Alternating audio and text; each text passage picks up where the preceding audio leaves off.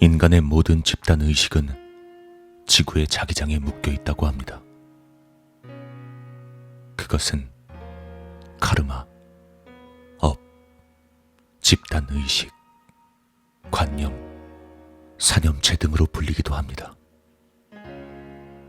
그래서 지구의 자기장이 갑자기 사라지는 순간 인간은 그 모든 집단 의식을 벗어버리고 순간의 각성 단계에 이를 수 있다는 가설이 있습니다.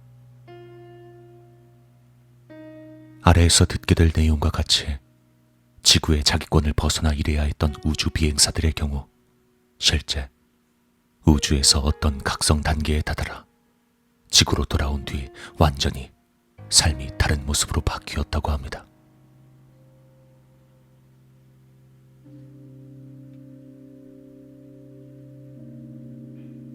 (1960년대) 초부터 본격화된 미국의 유인 우주 탐사 계획은 머큐리 계획, 아폴로 계획, 스카이랩 계획에 이르기까지 많은 우주 비행사를 배출해냈다. 인류 역사상 최초로 지구의 대기권을 벗어나 우주 공간에서 혹성 지구를 객관적으로 바라볼 수 있었던 이들은 여러 신비한 체험을 경험한 것으로 알려져 있다. 그들은 이 체험을 우주 감각이라고 표현하였다. 그들이 우주에서 지구를 바라보았을 때 느낀 것은 일종의 정신적인 충격인 동시에 신비로운 종교적 고향감이었다. 또한 지상에선 결코 체험할 수 없었던 장엄한 우주의식의 각성이었다. 우주에서 지구로 돌아온 뒤 이들 중 다수의 인생관, 우주관이 극적인 변화를 겪었으며 전에 했던 일과는 전혀 다른 직업으로 전환하였다.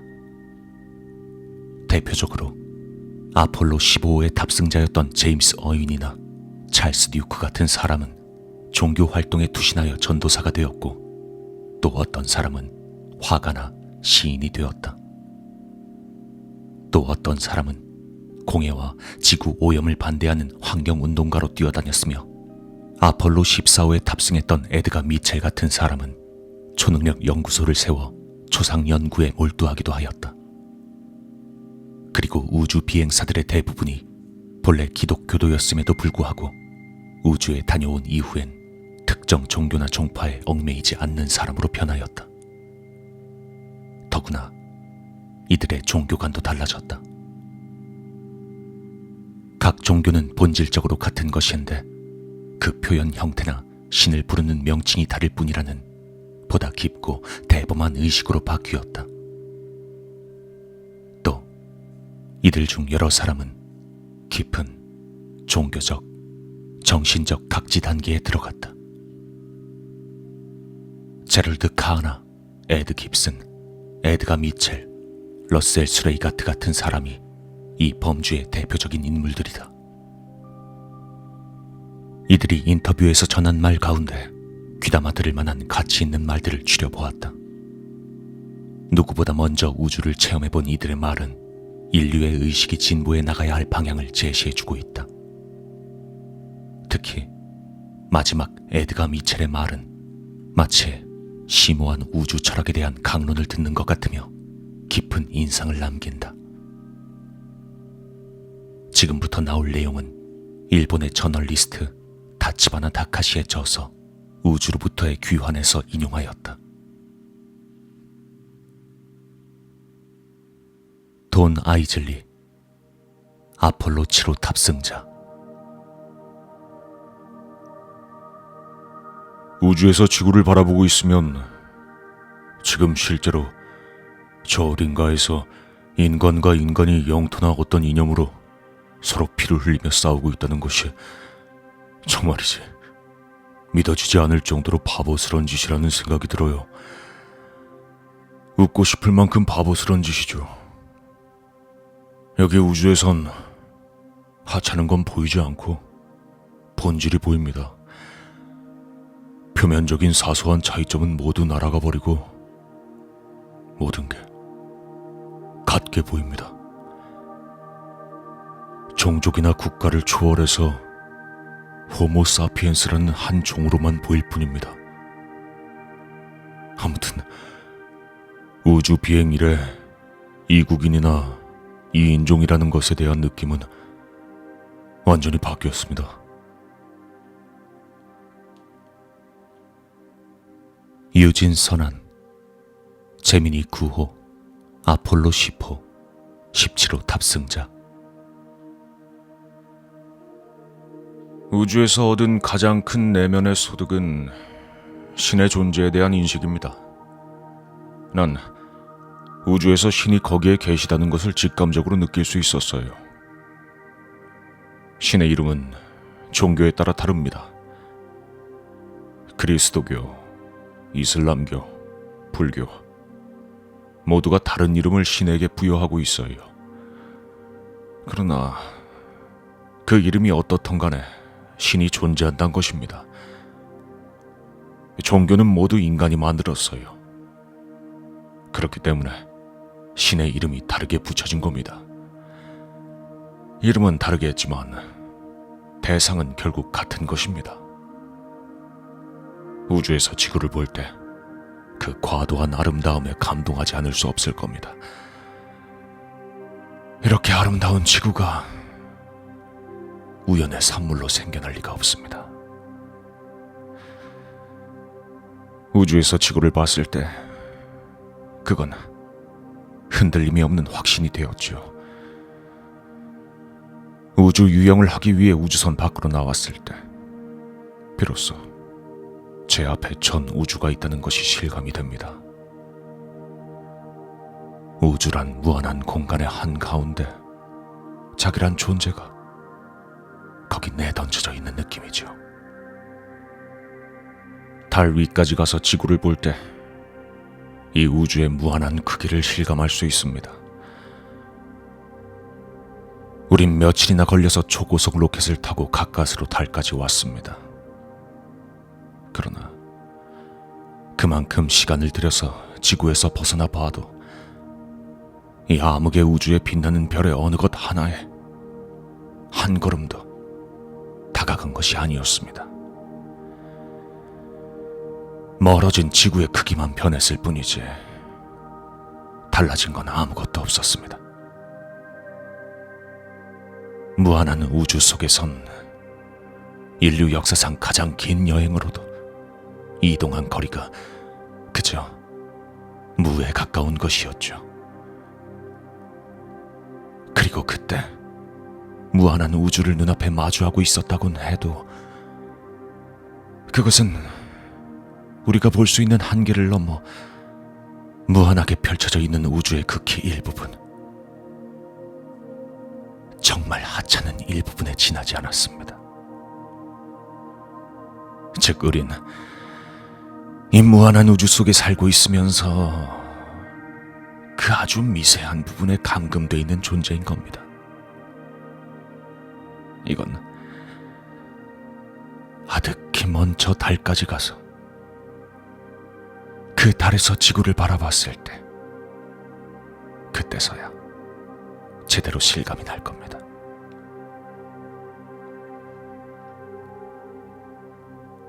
에드 깁슨, 스카이랩 4호 탑승자.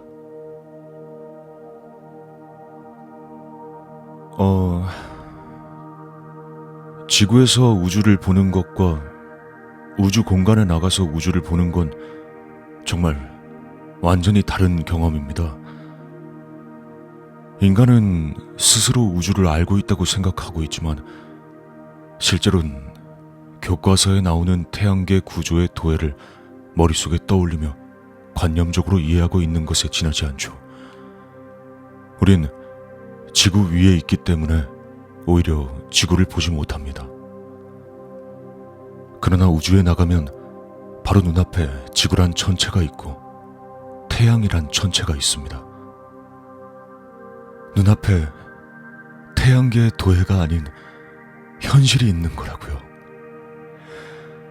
태양계뿐만이 아니라 우주 전체가 관념이 아닌 생생한 현실 체험으로 이해됩니다. 누구든 우주 공간에 나가면 그 현실에 압도될 겁니다.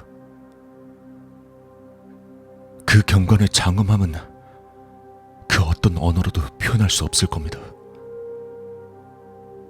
우주에서의 체험은 정말 완전히 종교적이었어요. 우주는 정말 아름답고 훌륭하게 조화되어 있습니다. 우연히 이런 우주가 만들어졌을 리가 없다고 생각합니다. 우주선의 창으로 밖을 내다보고 있으면 지구가 바로 눈앞에서 무시무시한 속도로 회전하는 게 보입니다. 90분 만에 한 바퀴를 도는 게요. 지금 방금 그리스도가 태어난 곳을 지났구나 하고 생각하면 바로 석가모니가 태어난 곳을 지나고 있는 거예요. 그 나라의 수와 비슷한 만큼의 종교와 교파가 있습니다. 그러나 그 어떤 종교이건 간에 우주에서 보면 지역적인 종교일 뿐이에요. 우주에서 지구를 보면 인위적인 국경선이라는 걸 본래야 볼 수가 없고, 이 아래에서 많은 국가가 분리되어 대립투쟁하고 있다는 사실이 엄청 우스꽝스럽게 보입니다. 마찬가지로 여러 종교 집단 간의 대립도 어리석게 보이기 시작했습니다. 인간의 오감으론 포착되지 않는 세계가 존재하고 있어요. 인간은 오두막 속에 갇힌 채로 밖에 설치한 몇 대의 카메라로 바깥 세계를 보고 있는 것과 같습니다. 그걸로 외계의 모든 걸 안다고 하는 건 오만일 뿐이겠죠. 제럴드 카, 스카이랩 4호 선장. 인간은 지구에다 거대한 건조물들을 잔뜩 지어놓고 사람들은 또 그것들에 경탄하며 여기저기 구경을 다니거나 관광하곤 합니다. 그러나 그것들 어느 것이나 자연이 만든 것에 비하면 보잘것없는 것입니다. 실제로 우주에서 보면 인간이 만든 것은 거의 보이지 않을 만큼 조그마합니다. 보이는 것은 바다, 강, 산, 숲, 사막 등 대자연뿐이죠. 이 자연 내에서 인간의 보잘것없음을 보고 있자면 인간이란 것이 우주에서 그렇게 대단한 존재가 아니라는 것이 이해가 되죠.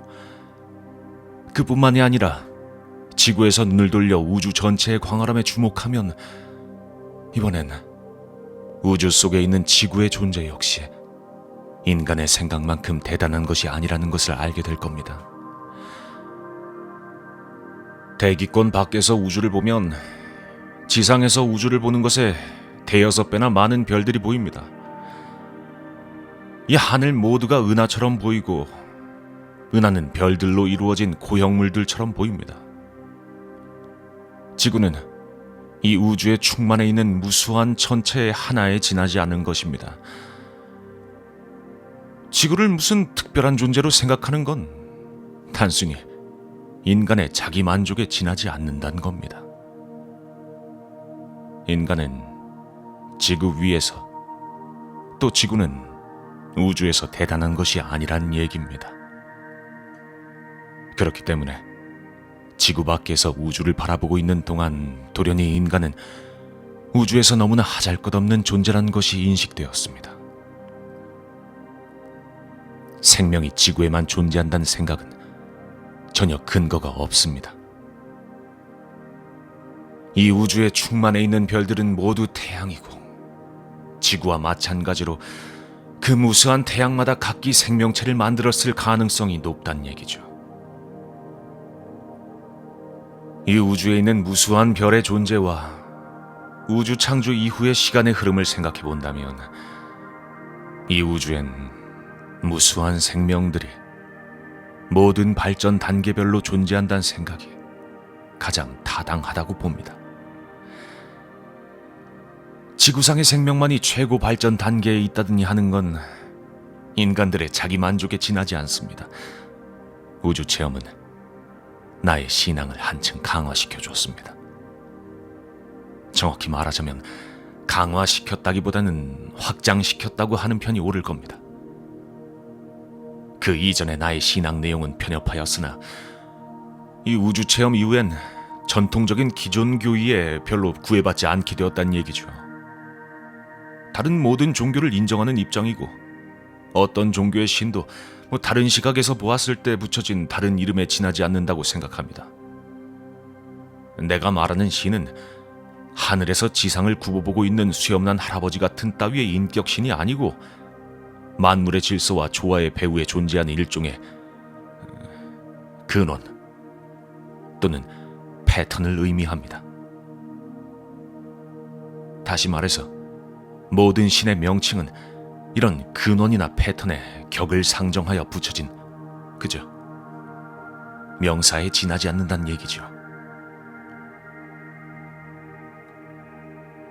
월터 시라, 머큐리 8호, 아폴로 7호 탑승자. 우주에서 보면 국경 같은 건 아무데도 없습니다. 국경이란 건 인간이 정치적 이데올로기 때문에 제멋대로 만든 거지 원래는 없던 것입니다. 우주에서 자연 그대로의 지구를 보고 있으면 국경이란 것이 얼마나 부자연스럽고 인위적인 것인가를 알 수 있습니다.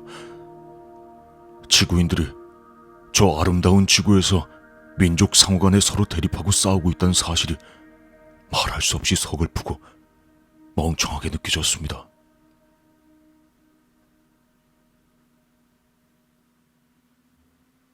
에드가 미첼, 아폴로 14호 탑승자. 초능력을 다루려면 우선 그에 합당한 정신과 감성의 안정이 선결되어야 합니다. 어떠한 잡념이나 잡물결 하나 없이 마음의 정적을 유지해야 하죠. 불교에서 말하는 일종의 니르바나, 그것을 이루어야 합니다. 거기까지 가면 인간이 물질적 존재가 아니라 정신적 존재라는 것이 자연스레 이해됩니다. 인간은 물질적 수준에선 개별적인 존재지만 정신적인 수준에선 서로 결합되어 있습니다. ESP의 성립 근거가 바로 여기에 있죠. 더 나아가면 인간뿐 아니라 세계 모두가 정신적으로 일체인 것임을 알게 될 것입니다. 초능력 현상은 이 일체의 증명입니다. 모든 것이 일체이기 때문에 물리적 수단이 아닌 텔레파시로 외계와도 의사소통이 가능할 수도 있습니다. 고대 인도의 우파니샤드의 신은 광물 속에서 잠을 자고 식물 속에선 눈을 뜨며 동물 속에서 걸음을 걷고 인간 속에선 사유한다 라고 쓰여 있습니다. 이처럼 만물 속엔 신이 있습니다.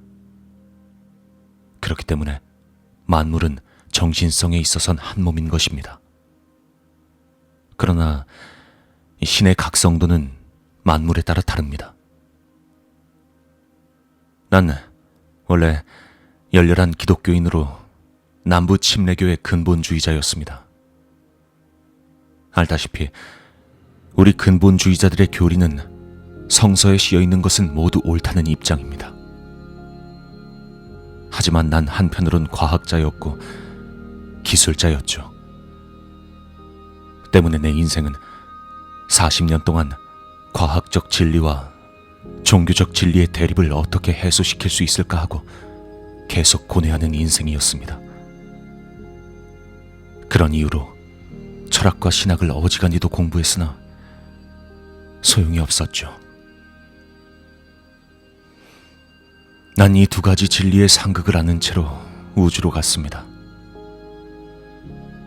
그런데 우주에서 난 그야말로 한순간에 그 오랫동안 고뇌해왔던 문제의 해답을 얻었습니다. 바로 우주에서 지구를 봤을 때였습니다. 정확하게 말하자면 달 탐험을 마치고 지구를 향한 궤도에 오른 지 얼마 안 돼서였습니다. 아스라이, 멀리 있는 지구를 봤습니다. 화공엔 무수한 별이 암흑 속에서 빛나고 그 가운데 우리의 지구가 떠 있었습니다. 지구는 무한한 우주 속에서 하나의 반점 정도로밖엔 보이지 않았습니다. 그러나 그것은 지나치게 아름다운 반점이었습니다. 그것을 보면서 언제나 내 머릿속에 있었던 몇 가지 의문이 떠올랐습니다. 난 왜 여기 존재하고 있는 것인가? 인간은 단순히 지적 동물에 지나지 않는 것일까? 우주는 물질의 집합에 불과한 것일까? 우주나 인간은 창조된 것일까? 아니면 우연의 소산인가? 우린 어디로 가고 있는가? 모든 것은 우연의 손안에 있는가?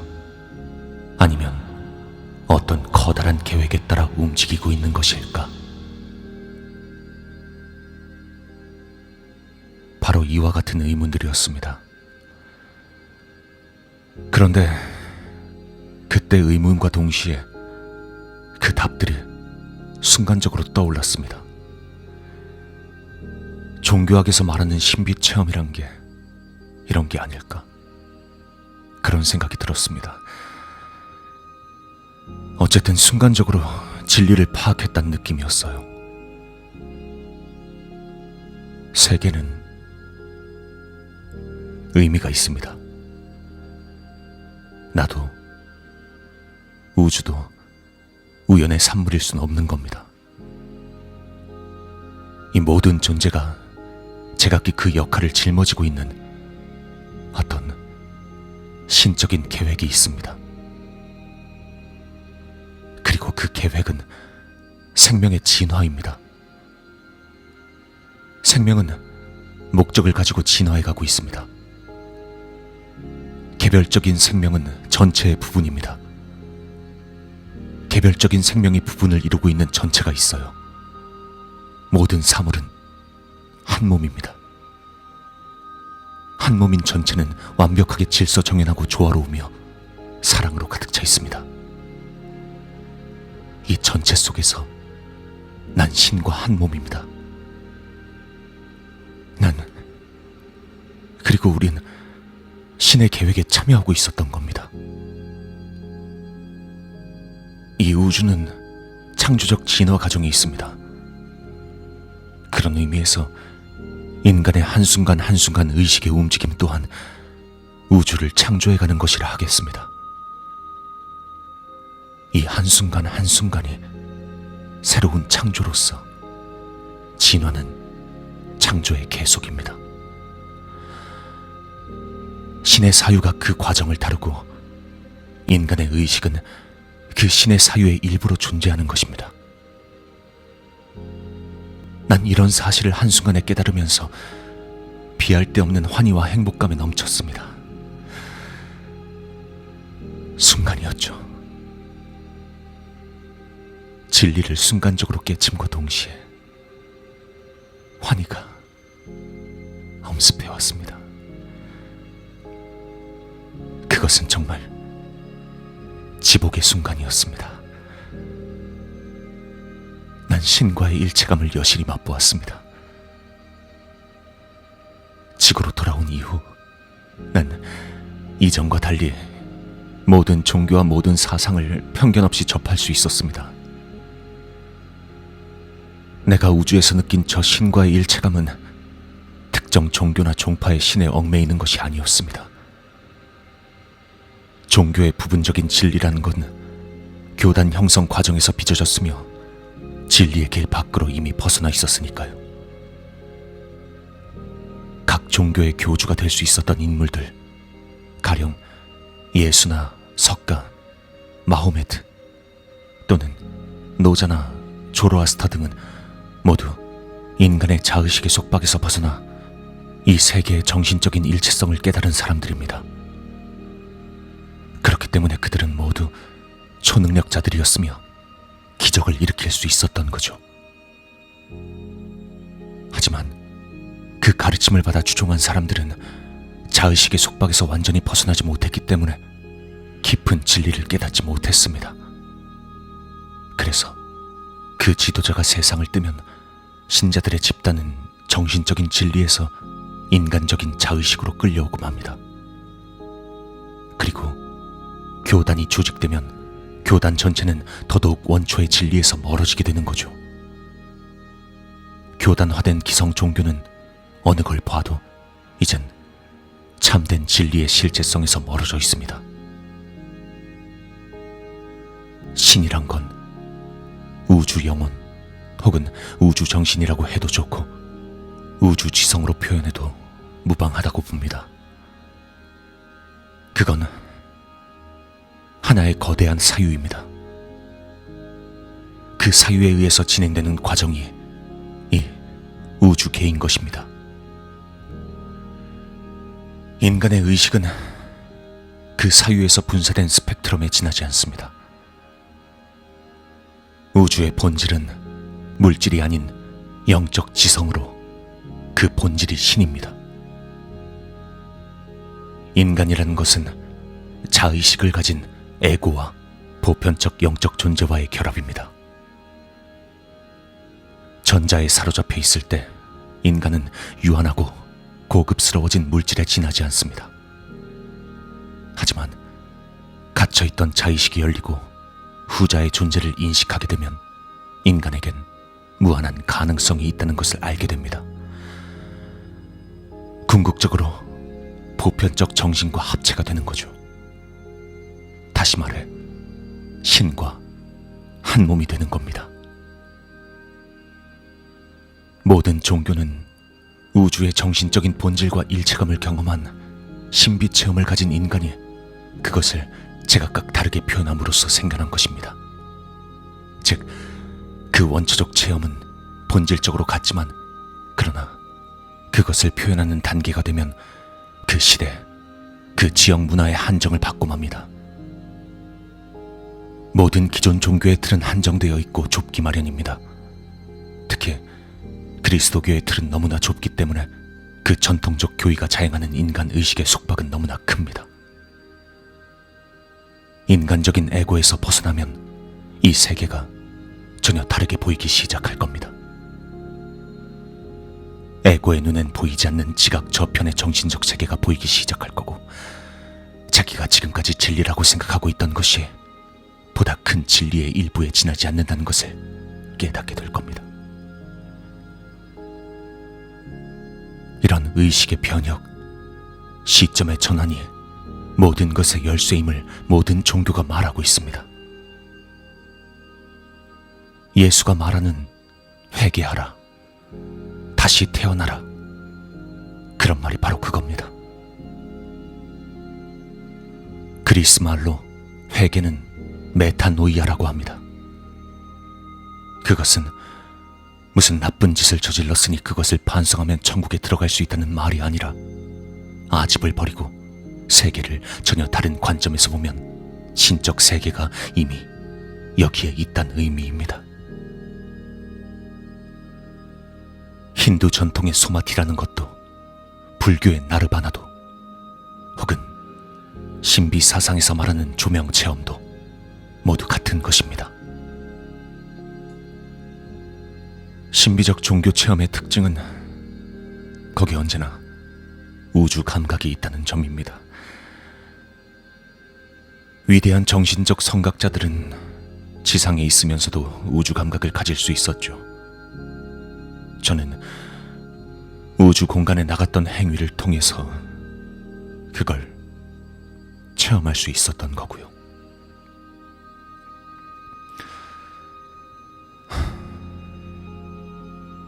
우주에선 보통 사람도 우주 감각을 가질 수 있습니다. 그래서 우주는 그런 체험을 하는 데는 가장 좋은 장소입니다. 인류의 진화 방향은 뚜렷합니다. 인간의 의식이 정신적, 영적으로 보다 확대되는 방향입니다. 장차 지구 생물에서 우주 생물로 진화해 갈 것입니다. 즉, 예수라던가 마호메트 등은 일찍부터 이런 진화의 방향을 인류에게 지적해준 선구자인 겁니다. 어떤 진화건 종 전체가 바뀌기 전부터 앞으로 진화의 방향을 앞질러 보여주는 개체가 있는 것과 마찬가지의 일이겠지요.